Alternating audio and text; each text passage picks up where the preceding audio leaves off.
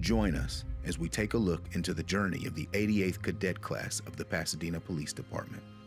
Over the next 34 weeks, these dedicated cadets will undergo rigorous training that challenges their physical and mental limits while instilling the core values that define Pasadena's finest.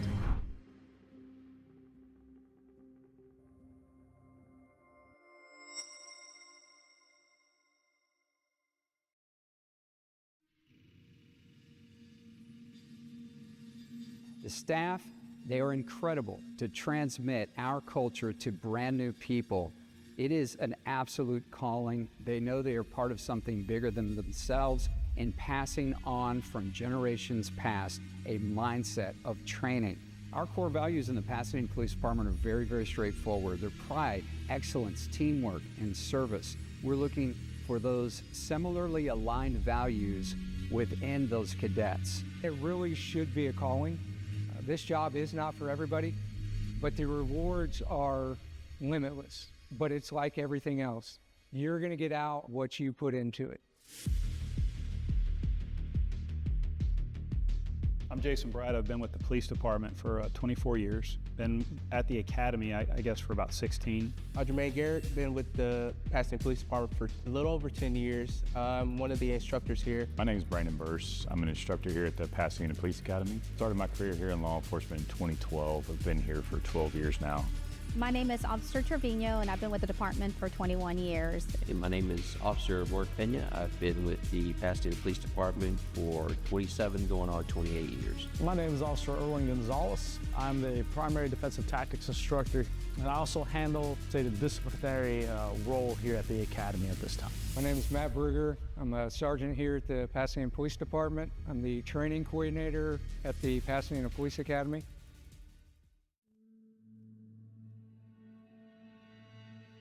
I just remember just being around police officers, just seeing how they carried themselves. They always brought a sense of peace. So I wanted to be that for someone else. I want to say back in 2020, I was working as a cashier in Walgreens. We were involved in a robbery, and I got to see firsthand how police officers worked, and I got to talk to some officers, and they encouraged me, if you want to join the police officer, Pasadena is a great department to join. A week later, I found out that I caught the individual, and I knew, man, that's something I really want to do. Being the victim myself, I know how it felt, and I want to be able to help someone that's in that situation. The reason why I got into law enforcement was because I've always wanted to help people, and growing up, my grandpa had a police radio, and we would all just listen, and that just, it was entertaining for me because I was like, oh, what's gonna happen next, or what's gonna happen here? It's exciting. Every day you're not doing the same thing. You don't know what to expect. It's kind of one of those things where I feel like adventurous people kind of lean towards, but that not knowing what you're getting into excites some of us, and I think I'm part of the group.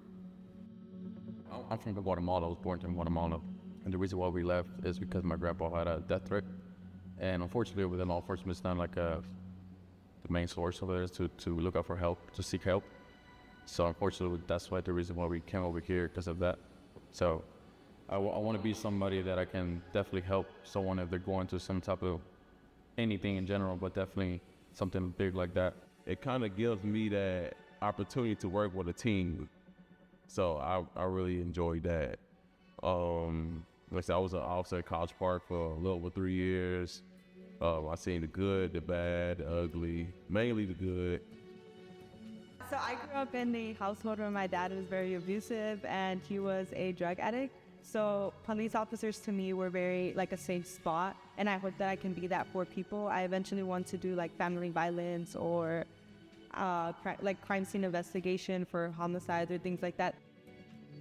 My brother and sister played this video game where you were playing as a detective and you had to solve crime scenes and, pick out the pieces little by little and, go through it very thoroughly. So I just thought it was a very cool thing. Ever since I was little, I've always, I guess you could say, fascinated about being in law enforcement. I always thought, it was interesting, Personally, I went to a law enforcement high school just because I wanted to have a career in law enforcement. And I got into law enforcement because I was in the Marine Corps before.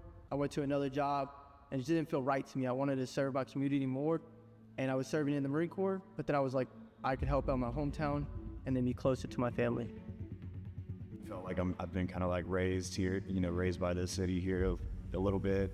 I think there's something big like about being able to like serve the community that, served you for so long.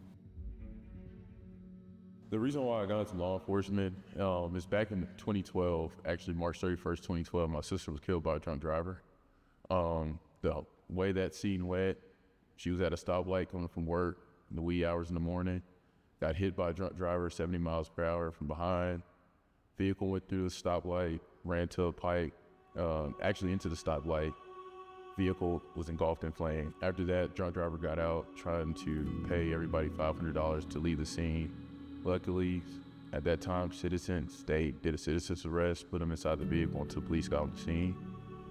From then on, I saw that I was I need to be in a career to serve. I need to be able to help people. I need to be able to get more guys like that off the street, in the way that I can, And actually being out there on the street doing it, I feel like that's gonna, help me a lot and help out, the community a lot, wherever I'm at.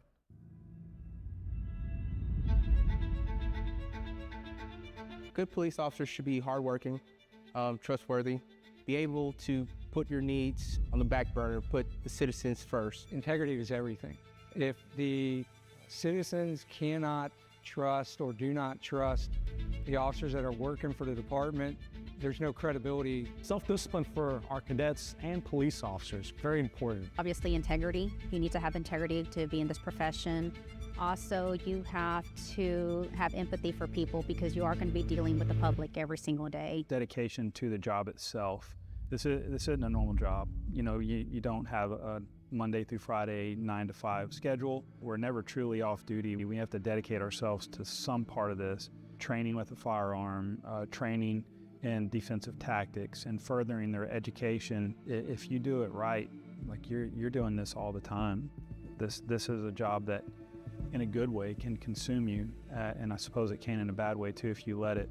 So when it comes to training cadets, they're kind of a blank book, and so we get to write those first couple of pages in that book for them, and that's a pretty special thing, and I don't take it lightly. With the first week having been reserved for orientation and administrative tasks, this Monday of week 2 marks the first day of physical training.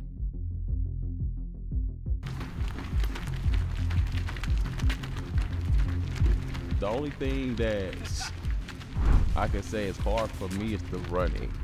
Like running long distance is it's a challenge for me. I still do it, but it is pretty challenging for me.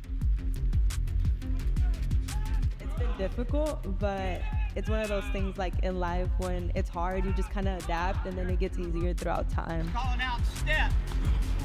Means there's some kind of obstacle in the road, a hole, or something you need to look out for.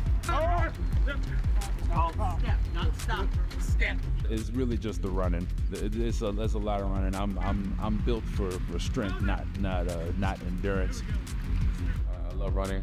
I love making sure that I'm getting stronger day by day.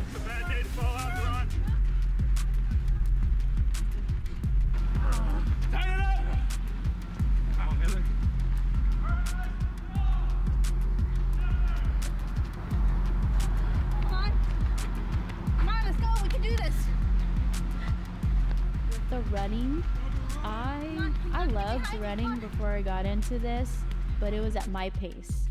And so once we started running as a group at the pace that they set, I was like, oh my gosh. I definitely struggled in the beginning.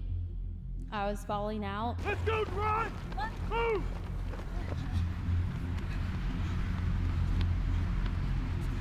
Stop.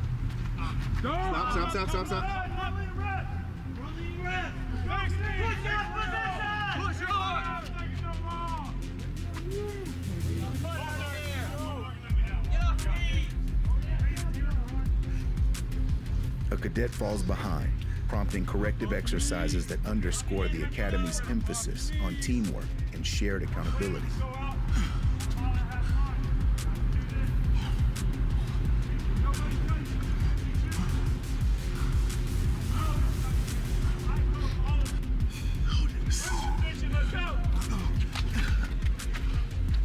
Come on, fall in.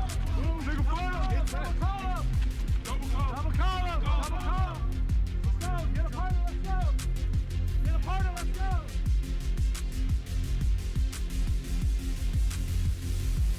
Following the run, cadets engage in an intensive full-body calisthenics session engineered for strength and conditioning. I mean, I incorporated some running, some more like endurance stuff, and felt like I tried my best to prepare myself for success the best I could. You have to be physically prepared and mentally prepared overall to go through an academy like this. 5, 6, 3, down. I was running like a mile and a half, 2 miles every day. I was doing like 100 push-ups a day, 100 sit-ups a day, and doing that preparation actually made a big difference. 7, 8, 7, 8, 9, 10.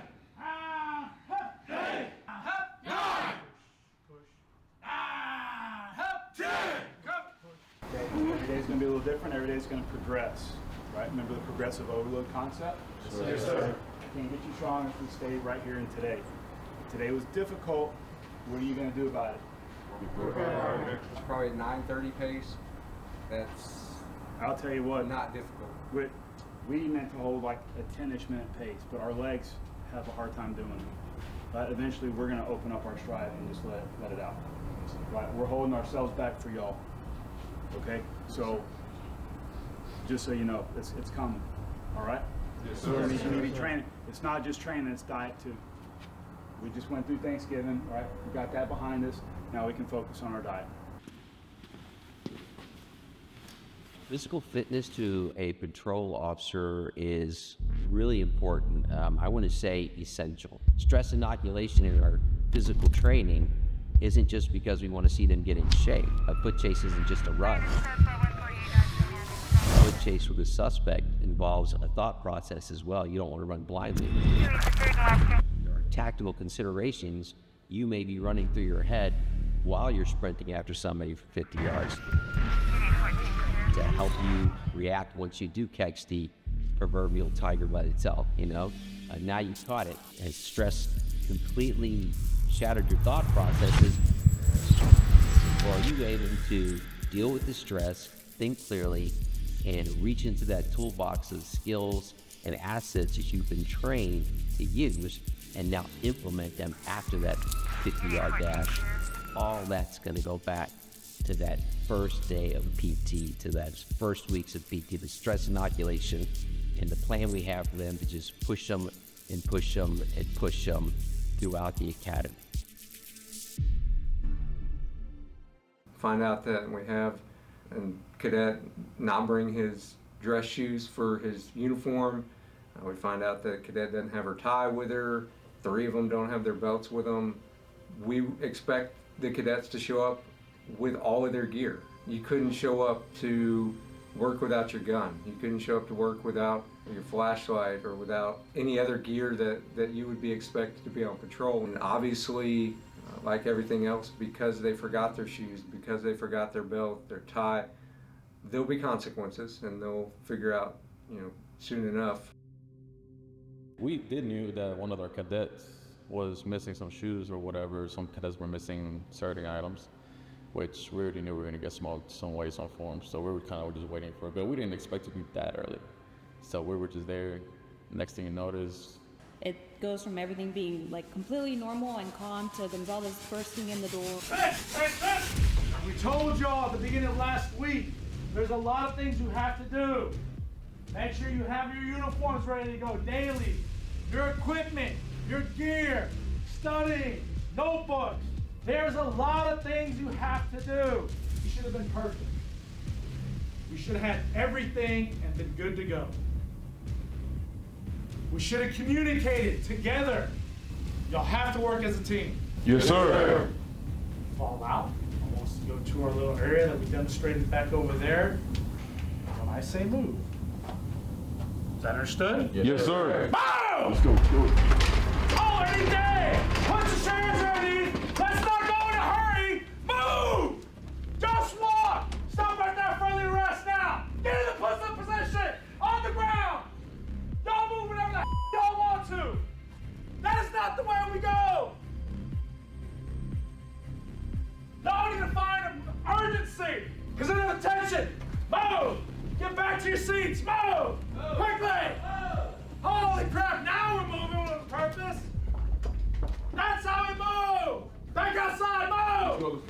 move. There we go. Don't believe. Punch in possession mode.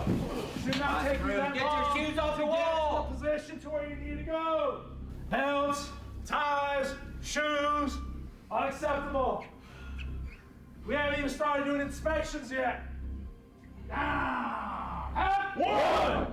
Down, half three. Down, half four. On your back, up. 6 inches, get them up. I remember at the oral review board, I pretty much told them, like, y'all can do whatever to me, just so long as it's to make me better. And that's the whole purpose of coming here, is to be a fantastic representative to serve. 1, 2, 3, 2. Yeah, so it was for belts, shoes. It was bad, but we're learning, and I live by you can't make the same mistake twice, so I won't forget my belt again. Unfortunately, sometimes I do have to raise my voice and my tone to get my point across. Because without discipline, how am I supposed to entrust these cadets once they become patrol officers to do the right thing? I forgot my belt and tie. Well, my heart dropped because I knew we were gonna get in trouble. It's a team effort. Like, that's what they tell us from day one. This is a team effort. So one person messes up, the whole group messes up. You have to be mentally prepared for the things that you're going to be experiencing here, because it's not even too much the physical part, it's really mental, like pushing yourself through those evil, grueling workouts. I still have time. Further rest, out!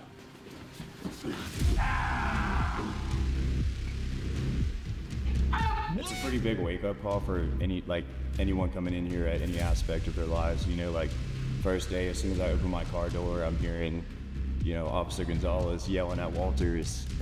So I'm like, that was my first opening of the door. 1, 2, 3, 2. Slow it down. 3. We tell them during orientation, you can't make a mistake as far as equipment goes if you bring everything with you all the time. And we reiterate that over and over. If you don't need it, but you have it, you haven't lost anything. If you need it and you don't have it, well, then there are consequences. Typically, the consequences through the first 2/3 of the academy end up being a group corrective measure in the way of calisthenics and exercise. As it gets further out, depending on what the mistakes are, it could be a riding assignment. Same problem, multiple occasions, and the first 2 types of corrective measures don't take, then there may be something a little more severe. If it just doesn't get any better, then there's a more serious issue, and sometimes a loss of a spot here at the academy could potentially be a consequence.